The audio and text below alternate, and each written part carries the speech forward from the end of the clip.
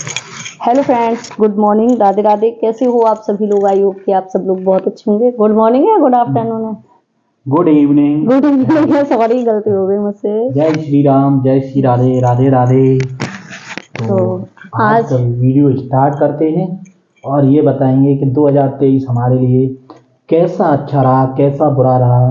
But मेरी तरफ से अगर देखा जाए तो 2023 हमारे लिए बहुत ही अच्छा रहा है। आप लोगों ने हमारी पुरानी वीडियो देखी होंगी कि पुरानी वीडियोज में आपने देखा होगा कि कुछ हम लोगों के साथ ट्रेजेडी हुई, तो आप लोग सोच रहे होंगे कि इतना बुरा हुआ फिर भी ये कह रहे हैं कि बहुत अच्छा हुआ। तो मैं ये बोलता हूँ कि बहुत अच्छा हुआ। देखिए, हमें जिन लोगों के मुखौटे थे वो मुखौटे उतर गए। तो भाई मेरी तरफ से तो 2023 सबसे बढ़िया रहा है। उसने मुझे जीवन का एक ऐसा हिस्सा सुनाया है या एक तरीके से ये ऐसी चीज बताई, इतनी सच्चाई दिखाई है कि वो हम कभी नहीं भूल सकते। और जो कुछ भी है डिटेल्स में इनसे जानिए कि इनकी क्या राय है 2023 के बारे में, ये आपको बताएंगी।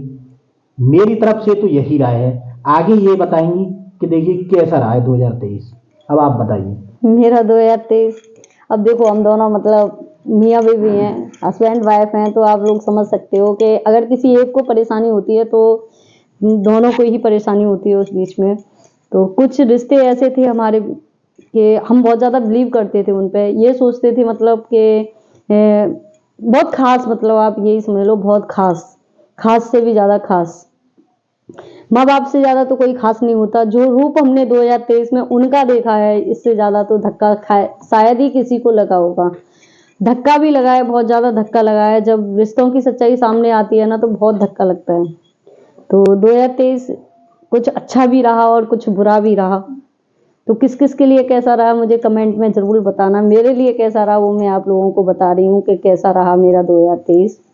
आज ये आखिरी दिन है 2023 का, लेकिन जो सबक हमें 2023 ने दिया है ना, वो शायद हम मर जाते फिर भी नहीं सीख पाते।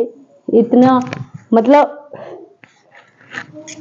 लकी कहूँ या बैड लकी कहूँ, ये तो आप लोग बताना मुझे कमेंट करके कि क्या हुआ हमारे साथ, सही हुआ या गलत हुआ। ये बदतमीजी मेरे साथ 10 साल से हो रही थी, लेकिन मैं इस चीज़ को इग्नोर कर रही थी। और हो सकता है कि आज भी मैं कानून का सहारा नहीं लेती तो शायद आज भी ये हकीकत मेरे सामने नहीं आती। एक बात बताइए, आप किसी गैर इंसान के लिए अपने खुद के माँ बाप इतने गिर सकते हैं जितने मतलब इनके माँ बाप गिरे हैं? इस वीडियो में आज मैं इसलिए इनको लाई हूँ क्योंकि इसमें कमेंट आती हैं कि आप झूठ बोल रही हो या मतलब आप अकेले बातें करती हो, तो इसलिए तो मैं आप लोगों को एक बात बता दूं कि मेरी हर वीडियो को ये देखते हैं और ये घर पे नहीं रहते हैं ज़्यादा करके। जब भी मैं वीडियो बनाती हूँ तो घर पे नहीं रहते हैं, तो मैं अकेली ही रहती हूँ। अब बच्चों को तो वीडियो में नहीं ला सकती, बच्चे तो नहीं मेरे साथ, उनको क्या पता है, अभी वो तो बच्चे हैं। जिस चीज़ को देख रहे हैं सुन रहे हैं वो अभी इतने समझने लायक नहीं है, और ना मैं इतना उन लोगों को मतलब इस चीज़ से अलग रखना चाहती हूँ। बिल्कुल मेरी ये आदत रही है शुरू से कि मैं बिल्कुल अलग रखना चाहती हूँ उन्हें, तो बिल्कुल अलग रहें। लेकिन बहुत से लोग होते हैं जब बच्चे पैदा होते हैं तभी से उन्हें सिखाना पढ़ाना शुरू कर देते हैं बेहिले की चीज़ों को। तो मेरा मानना ऐसा है, कुछ बच्चों को इन चीज़ों से अलग रखो थोड़ा सा। और परेशानी आती रहती हैं जाती रहती हैं परिवार में, जब हाँ एकजुट रहते हैं सभी लोग तो बहुत सी परेशानियां आती हैं और जाती हैं। लेकिन जो हमारे साथ हमारी फैमिली ने किया वो इतना गलत किया, इतना गलत किया कि मैं आपको बता नहीं सकती कितना गलत है। एक चीज़ होती है, जब इंसान घर में सबसे ज़्यादा कमाता है तो उसकी वैल्यू सबसे ज़्यादा होती है घर में। ये चीज़ आप बताना मुझे, सबसे ज़्यादा वैल्यू होती है। अगर मतलब उसकी शादी वगैरह हो तो सबसे पहले की जाती है, लेकिन हमारे साथ बिल्कुल उल्टा हुआ। माँ बाप प्यार उससे करते हैं जो सबसे ज़्यादा कमाता है, सबसे ज़्यादा मतलब मेहनत करता है, सबसे ज़्यादा उससे प्यार करते हैं माँ बाप। लेकिन ये भी हमारे साथ उल्टा हुआ। जब तक हम उनको दे रहे थे तब तक कोई प्रॉब्लम नहीं थी, कोई कुछ नहीं था। लेकिन जब हमने अपना हिस्सा मांगा तो किसी ने बड़ी अच्छी बात कही है कि अगर भेड़ में भेड़िया देखना है तो अपना हिस्सा मांग लो। तो देखो माँ बाप, ये जो लड़कों के बीच में जो परिवारों में फूटें पड़ती हैं वो इसीलिए पड़ती हैं कि माँ बाप लड़ाइयाँ करवाते हैं। माँ बाप की ये मानसिकता है कि हम एक को दे दें और दूसरे को कुछ ना दें, क्योंकि हम उससे ज्यादा प्यार करते हैं, तो उतने ही बच्चे पैदा करो जितनी आपके दिल में जगह है। तो जो 2023 में मुखौटे हमने माँ बाप के देखे हैं, हमें तकलीफ गांव वालों से नहीं हुई है, क्योंकि वो तो पराए हैं, उनसे क्या दिक्कत होगी हमें बताइए। पर कहते हैं ना कि पराए लोगों से लड़के कम से कम अपने घर में तो रह लो। लेकिन हम आज तक 10 साल हो गई मेरी शादी को, 2024 4 फरवरी को 10 साल हो जाएंगे मेरी शादी को। लेकिन ये सारी चीजें मैं नहीं चाहती थी कभी के परिवार टूटे या परिवार बिखरे। लेकिन 2023 ऐसा आया मेरे लिए, मैंने सोचा नहीं था कि मतलब इतना अच्छा कहूँ बुरा कहूँ क्या कहूँ समझ में नहीं आता मेरे। कि अच्छा तो ये हुआ कि जो सपोले मेरे घर में घुसे हुए थे, मैं जिन्हें अपना समझ रही थी, मैं बता नहीं सकती, इनसे चुरा चुरा के मैं पैसे रखती थी, और जब वो लोग मांगते थे तो मैं दे देती थी। चलो कोई बात नहीं है, मतलब इनको काम चल जाएगा इनका, वो काम मैंने किए हैं। उन लोगों ने मेरे पीठ पे जो छुरा भोंका है, उसका तकलीफ आप समझ सकते हो कि मुझे कितनी हुई होगी। देखो मैं खुद अपने ऊपर रख के इस चीज को कह रही हूँ कि जो मुझ पर कोई बहुत विश्वास करे, मतलब आंख बंद करके विश्वास करे, फिर मैं उसके विश्वास को इस कदर तोड़ूं, इस कदर, जब वो इंसान टूटा हुआ हो बिल्कुल, जब वो चारों तरफ से आफतों में घिरा हुआ हो, तब उसके विश्वास को तोड़ा जाए तो उस पर क्या बीतेगी।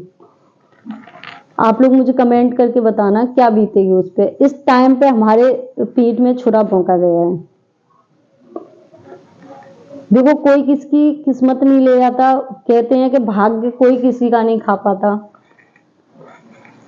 लेकिन कुछ लोगों की ये है कि हमें उसका मिल जाएगा तो हम बहुत पैसे वाले हो जाएंगे, धन संपत्ति हमें मिल जाएगी।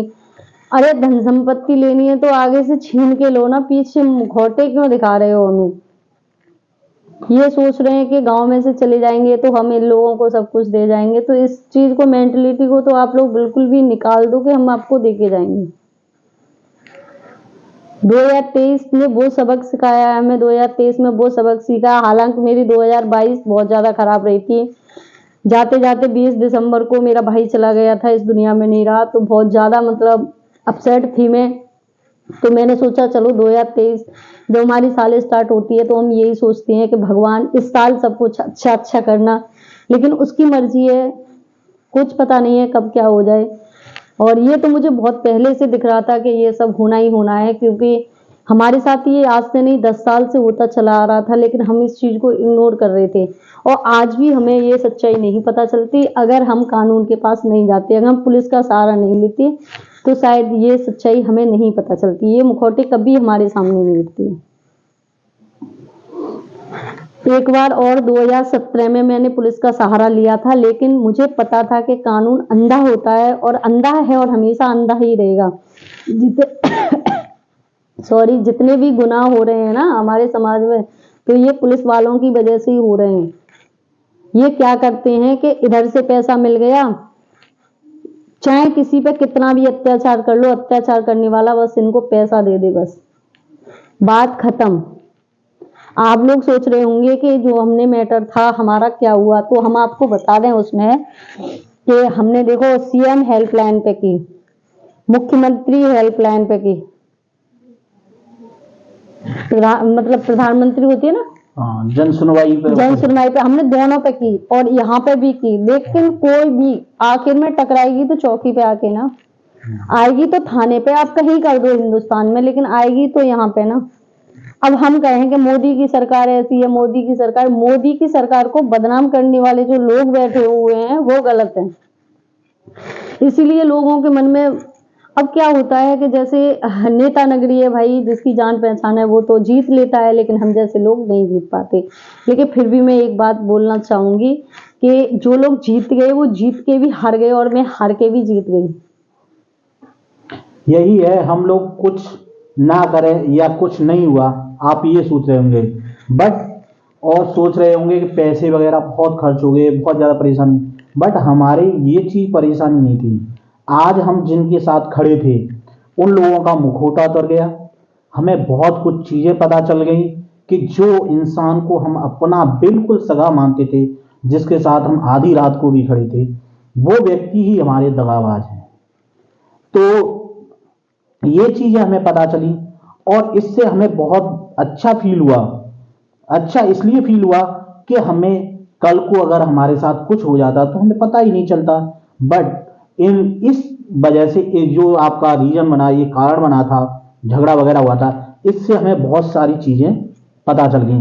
साथ ही हमें ये उन लोगों को कभी भी कोई भी कहता उनके बारे में, तब भी हमें विश्वास नहीं होता था कि कहते थे कि नहीं तुम्हारे बारे में ये कर, नहीं ये झूठ बोल रहा है। बट जो हमारे सामने हकीकत आई उससे हमें क्लियरिटी पता पड़ गई कि हाँ कौन व्यक्ति हमारे साथ है और कौन व्यक्ति हमारे साथ नहीं है।